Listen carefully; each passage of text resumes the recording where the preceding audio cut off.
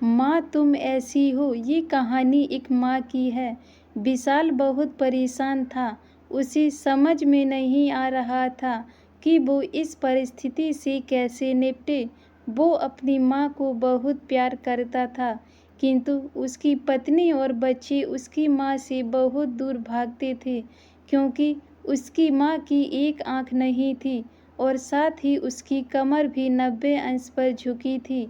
वैसे वह अपना काम सब खुद कर लेती है, किंतु फिर भी वो उसकी पत्नी और बच्चों के लिए हमेशा खटकती है।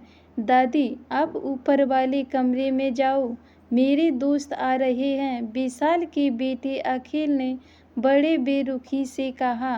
पर बेटा, मैं तो यहाँ बहुत दूर बैठी हूँ, विशाल की माँ ने बहुत प्यार से कहा। नहीं, आप उनके सामने मत रहो, वो मुझे चिढ़ाते हैं, अखिल ने जोर से डांटते हुए कहा। क्या हुआ अखिल, क्यों चिल्ला रहे हो? विशाल की पत्नी मालती ने किचन से ही आवाज़ लगाई। देखो ना माँ, ये दादी यही ड्राइंग रूम में बैठी हैं और मेरे दोस्त आ रहे हैं, अखिल ने शिकायत भरे लफ्ज़ में कहा। माँ जी, आप ऊपर चली जाओ, क्यों हम लोगों को लजवाती हो? मालती ने बेटे का पक्ष लेते हुए कहा। बेचारी सरस्वती चुपचाप उठकर जीने के सहारे ऊपर जाने लगी। कमर झुकी होने के कारण उन्हें ऊपर चढ़ने में बहुत परेशानी हो रही थी, किंतु वो पूरी ताकत से ऊपर के एक अकेले कोने वाले कमरे में जाकर बैठ गई। विशाल बाजू के कमरे में सब सुन रहा था। उसे कष्ट हो रहा था कि उसकी माँ को अपमानित होना पड़ रहा है, किंतु वो असहाय था। अगर वो कुछ कहता है तो पत्नी और बच्चे उसका विरोध करने लगते हैं। दूसरे, उनके तर्क भी सही लगते हैं। चूँकि वो एक प्रशासनिक अधिकारी था, उसका सामाजिक स्तर बहुत ऊंचा था। उसकी ससुराल भी एक उच्च घराने में थी, अतः वह चुपचाप इस तरह हर दिन अपनी माँ को अपमानित होते देखता रहता था। रात को विशाल की पत्नी ने कहा, देखो जी, अब कुछ करो। कल कलेक्टर साहब की पत्नी आई थी, माँ जी अपनी देसी धुन धारा में उनसे मिली। मुझे बहुत शर्म आ रही थी बताते हुए कि ये मेरी सास हैं। मैंने कह दिया कि दूर की रिश्तेदार हैं, इलाज कराने आई हैं। विशाल को रोना आ गया, किंतु फिर भी वह चुप रहा।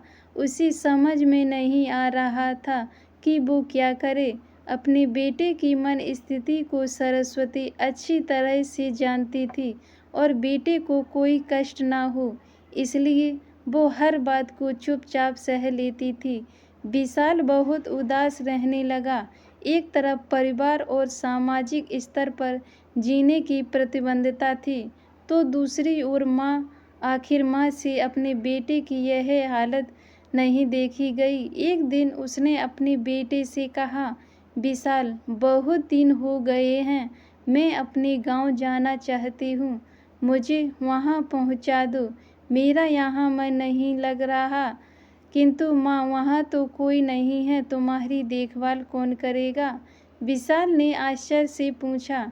अरे, सब गांव वाले तो हैं, और वो तुम्हारे मामा जी तो उसी गांव में रहते हैं, और फिर हम सारी व्यवस्थाएं कर आएंगे ना, मालती ने कहा। उसकी तो जैसे मन की मुराद मिल गई हो। हाँ बेटा, बहू सही कह रही है, सरस्वती ने लंबी सांस लेते हुए कहा। विशाल जानता था कि गांव में माँ की देखभाल करने वाला कोई नहीं है, लेकिन अपनी पत्नी की जिद के कारण वह अपनी माँ को गांव छोड़ने पर विवश हो गया। माँ को गांव छोड़कर आते वक्त उसे रोना आ रहा था तथा अपनी बेबसी पर गुस्सा भी आ रहा था, किंतु परिवार, पत्नी और समाज ने उसके इस मनोभावों को दबा दिया और वो सुकून सा महसूस करने लगा। कुछ दिनों के बाद उसके चाचा, जो अमेरिका में रहते थे, आने वाले थे। जब विशाल बहुत छोटा था तो उसके पिता जीवित थे, तब वो भारत आए थे और उसके बाद वो अब भारत आने वाले थे। पूरा परिवार और आस पड़ोस बहुत उत्साहित था। अमेरिका से विशाल के डॉक्टर चाचा आ रहे थे। डॉक्टर रमेश ने जैसे ही घर में कदम रखा, सबने मिलकर बहुत उत्साह से उनका स्वागत किया। क्यों विशाल, भाभी नहीं दिख रही हैं, कहाँ हैं? डॉक्टर रमेश ने उत्साहपूर्वक पूछा।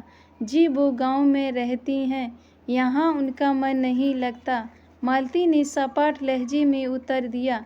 डॉक्टर रमेश ने विशाल की ओर देखा तो विशाल ने अपनी आंखें झुका लीं। डॉक्टर रमेश सब समझ गए। बोले, कल हम भाभी से मिलने गांव चलेंगे सब लोग। दूसरे दिन सभी लोग गांव के घर में पहुंचे। देखा कि सरस्वती को बहुत तेज बुखार है और वो पलंग पर असहाय पड़ी है। डॉक्टर रमेश दौड़कर सरस्वती के पास गए, उनके पैर छूकर रोने लगे। सरस्वती की ये हालत उनकी कल्पना से परे थी। वाह बेटा विशाल, तूने तो नाम उजागर कर दिया। अपनी माँ की ये हालत देखकर तुझे तो शर्म नहीं आ रही होगी। डॉक्टर रमेश ने विशाल को लगभग डांटते हुए कहा, नहीं देवर जी, विशाल का कोई दोष नहीं है, मैं खुद गांव आई थी। सरस्वती ने अपने बेटे का बचाव किया। मुझे सब पता चल गया भाभी, आप चुप रहो। क्यों बहू, तुम्हें अपनी सास की कुरूपता पसंद नहीं है? समाज में तुम्हें नीचा देखना पड़ता है ना? डॉक्टर रमेश ने मालती की ओर व्यंग से देखा। मालती निरुक्त होकर विशाल को देखने लगी। आज तुम जिस सामाजिक स्तर पर हो वो इन्हीं के संघर्षों की देन है। और बेटा विशाल, तुम्हें शायद मालूम ना हो कि बचपन में जब तुम 1 साल के थे तब छत से नीचे गिरने के कारण तुम्हारी एक आंख फूट गई थी और तुम्हारी रीढ़ की हड्डी में भी समस्या थी। तब तुम्हारी इस कुरूप माँ ने अपनी एक आंख और अपना बोन मैरो तुम्हें देकर इतना सुंदर स्वरूप दिया था।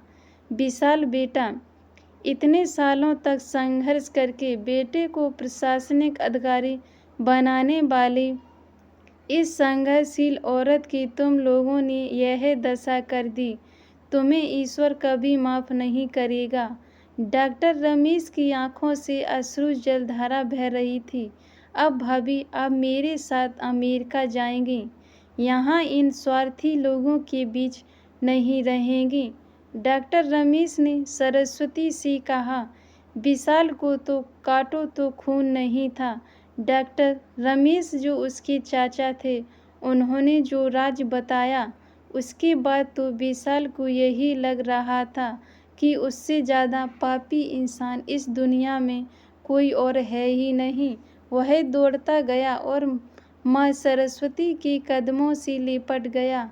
माँ, मेरा अपराध अक्षम है, मैं जानबूझकर चुप्पी साधे रहा, आपका अपमान करवाता रहा। अब सिर्फ आप ही उस घर में मेरे साथ रहेंगी और कोई नहीं। विशाल ने आग्नेय दृष्टि से अपनी पत्नी और बच्चों को देखा। मालती को भी बहुत पश्चाताप हो रहा था, किंतु उसकी हिम्मत नहीं हो रही थी कि वो सरस्वती से आंख मिलाए। सरस्वती ने मालती की मन स्थिति को समझकर उसको पुचकारते हुए अपने पास बुलाया और विशाल को डांटते हुए कहा, खबरदार, जो मेरी बहू को मुझसे अलग करने की कोशिश की तो तुझे ही घर से बाहर निकाल दूंगी। बच्चों ने भी सरस्वती के पैर पकड़ते हुए अपने व्यवहार पर माफ़ी मांगी और माँ के हृदय ने सबको माफ़ कर दिया। हेलो दोस्तों, ये मेरी छोटी सी प्यारी माँ की कहानी आपको कैसी लगी? अगर अच्छी लगे तो वीडियो को लाइक, कमेंट, शेयर ज़रूर करें और चैनल को सब्सक्राइब करें।